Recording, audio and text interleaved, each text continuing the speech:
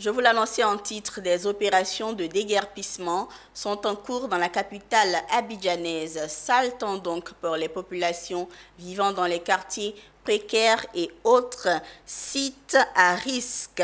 Depuis la semaine dernière, le district autonome d'Abidjan a entamé une vaste opération de déguerpissement, opération impopulaire au regard de l'absence d'une politique de relocalisation des sinistrés selon les populations.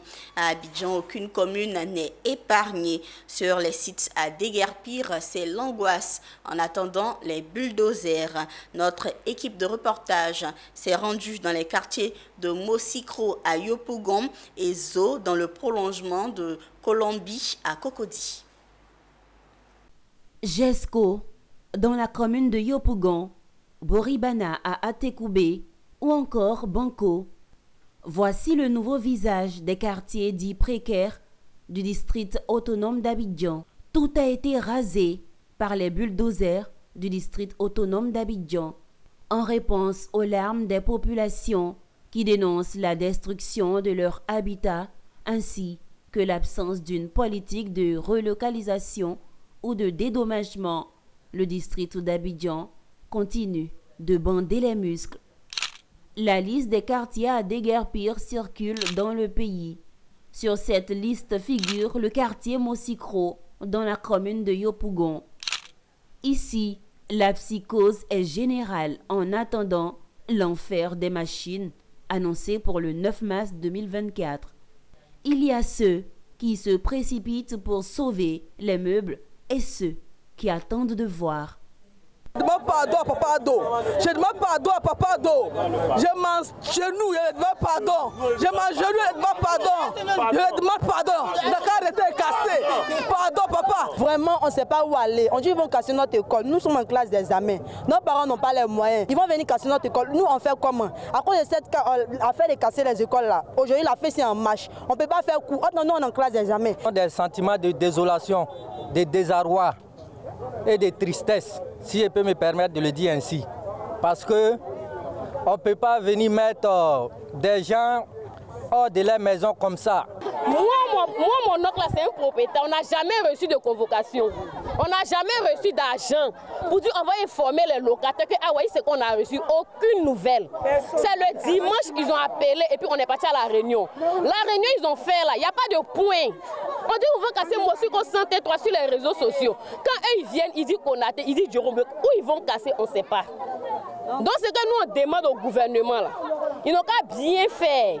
Tout ce qu'on demande, même s'ils vont casser, c'est casser précaire. Nous on n'a pas choisi d'être pauvres. On est pauvres, on accepte.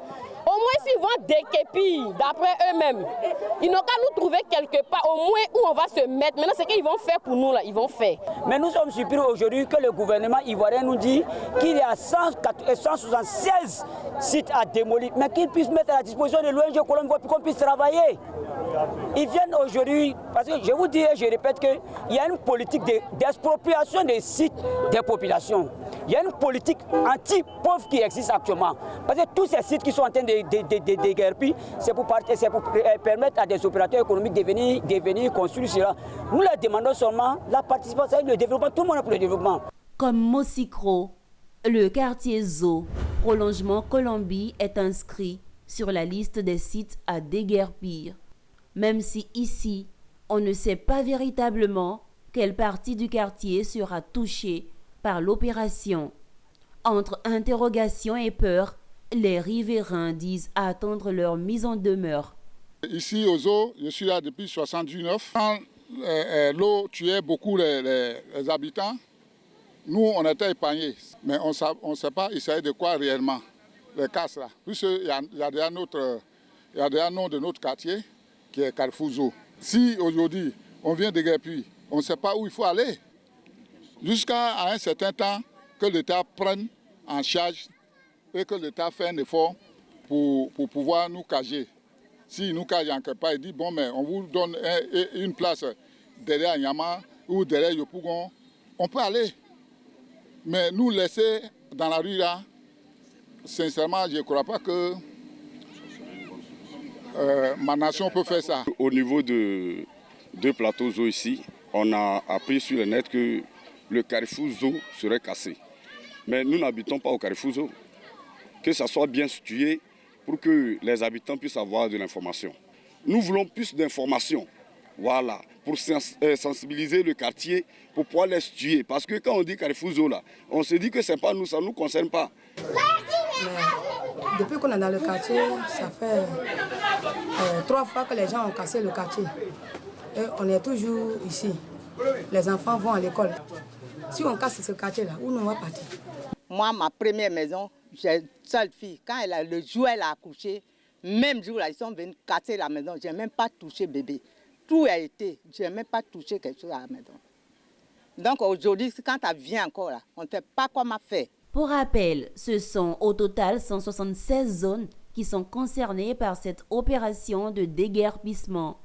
Les autorités du district autonome d'Abidjan restent fermes sur leur décision de poursuivre l'opération de déguerpissement malgré l'impopularité de la mesure. Une mesure qui s'explique par la libération des emprises des zones de non-édificandie et de régulation de l'espace urbain.